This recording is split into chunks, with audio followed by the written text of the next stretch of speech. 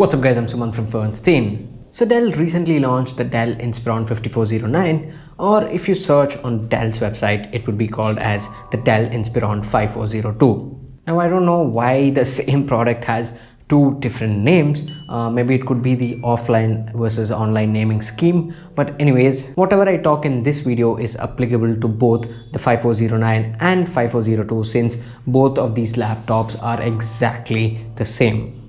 Now the Dell Inspiron 5409/5402 is a really good laptop, and in this video I'll be concentrating on two main things. One is the specs / the performance that you can get out of this, and the second one is going to be the price. And don't worry, I'll definitely talk about all the other aspects of this laptop too, so make sure you watch it completely.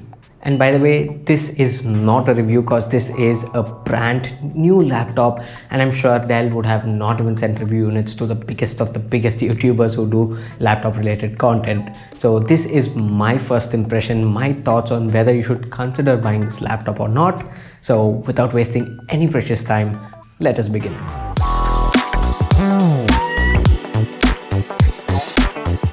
Now the Dell Inspiron 5409 or 5402 is powered by the 11th generation Core i5-1135G7.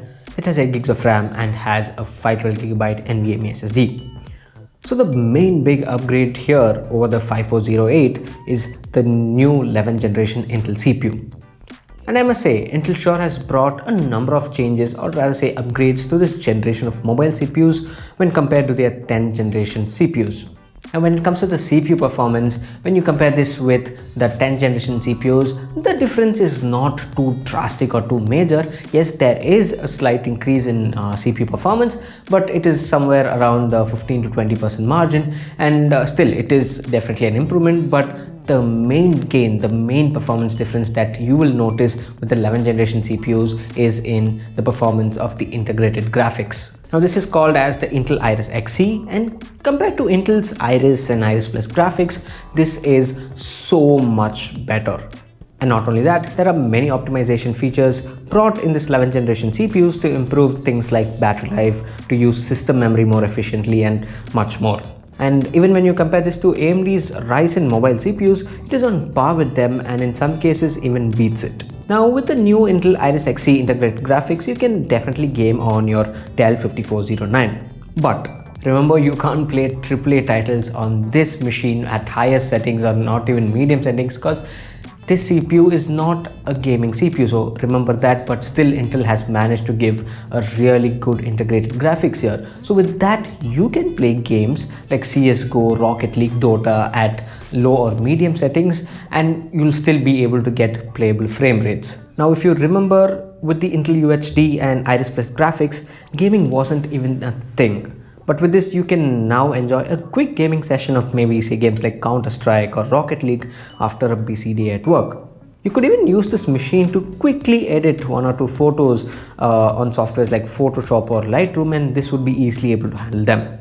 Now, even though this system can handle, light productivity work, don't expect this to handle heavy 3D modeling, heavy video editing like 10-bit 4K video edits or something like that. This can't. But of course, you can definitely edit videos like 1080p videos on this without any issues. But please, again, don't overstress this system, because this is not a dedicated workstation or powerhouse. But at the end of the day, considering that this is a CPU meant for thin and light laptops, I think Intel has done a great job, and they are definitely keeping up with the Apples and AMDs of the industry. Now it's really happy to see Intel improving their laptop CPUs, and I think the laptop industry has just started getting even more awesome. Now on the Dell Inspiron 5409, you get 8 gigs of RAM clocked at 3200 MHz, which is a pretty solid memory frequency that will easily be able to help you multitask without any issues, and you can also configure this laptop up to 16 gigs. And finally, you get a 512GB NVMe SSD here, which will ensure Windows stays snappy. Now I don't have much information on the upgradability of this laptop, so once I get any info on how upgradable this laptop is in terms of storage, I'll pin that in the comment section below, so make sure you check that out. So summing it up, basically anyone who's going to buy the Dell Inspiron 5409 is going to be really happy with its performance. With the newer and optimized chip, fast memory and super fast NVMe storage, performance is going to be, like really fast and snappy for a thin and light machine. In fact, performance on this is going to be on par with AMD's Ryzen mobile CPUs, so I guess the battle between the laptop CPUs has just gotten better. Now before talking about the price, let us talk about the other aspects of this laptop. So starting with the display, the Dell Inspiron 5409 has a 14-inch Full HD WVA panel and has a brightness of 300 nits. Now, a WVA panel falls right in between a TN and IPS display. It has really good contrast and quite good viewing angles. It isn't going to be as good as an IPS panel, but it still is close.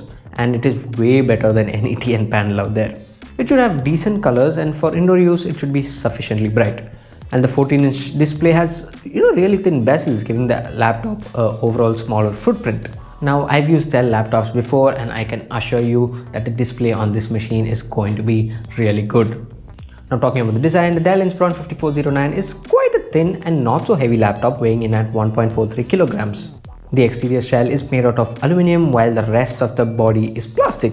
But Dell ensures that the plastic parts are always made up of solid hard plastic and it doesn't feel cheap. So no need to worry here. And as I previously mentioned, due to the thin bezels, the overall footprint of the laptop is small even for a 14-inch laptop. There's even a hinge mechanism on the 5409 that is exactly similar to that of the Dell Inspiron 5408. It raises the laptop by a degree or two, allowing flow of air beneath the chassis, thereby ensuring the laptop doesn't overheat due to thermal constraints.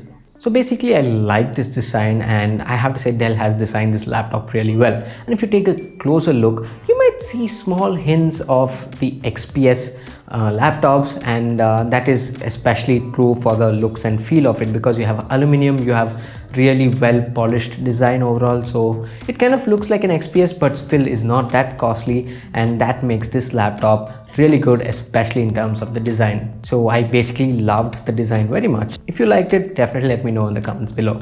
Moving on to the other aspects of this laptop, the Dell Inspiron 5409 has a full-size keyboard with a pretty decently large trackpad. And Dell is known to have amazing input devices, and I'm pretty sure that's the case here. But remember, there is no numeric keypad.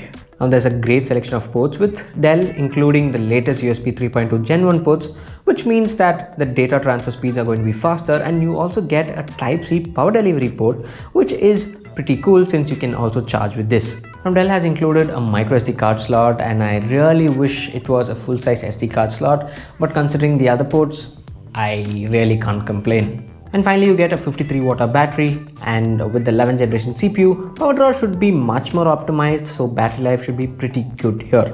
Now if you own this laptop, definitely let me know how the battery life on this laptop is.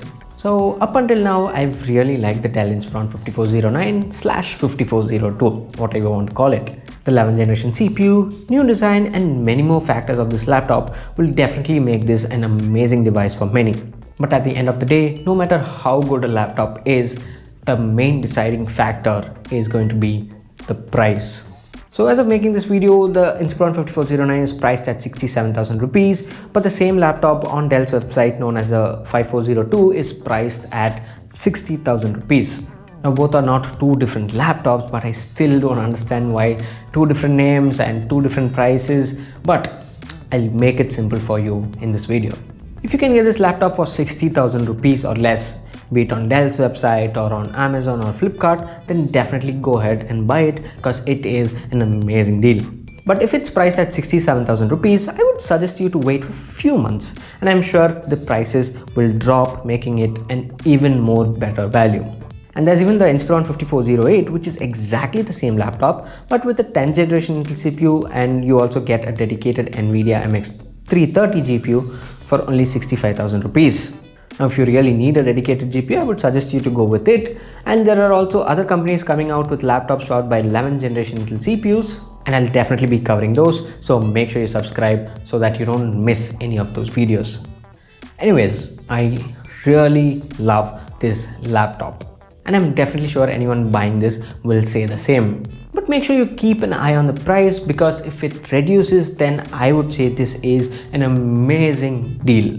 Now if you're planning to buy this laptop for 67,000 rupees, I won't say it's a bad buy. But since you're getting this for 60,000 rupees from Dell's own website, I think that makes much more sense, because both are exactly the same laptop. But anyways, I'll have the links to all the possible websites having this laptop in the description below, like Amazon, Flipkart, and even Dell. So make sure you check them out. Anyways, will you buy this laptop? Let me know in the comments below. So thanks for watching, and this here is Suman signing off once again. Catch you later.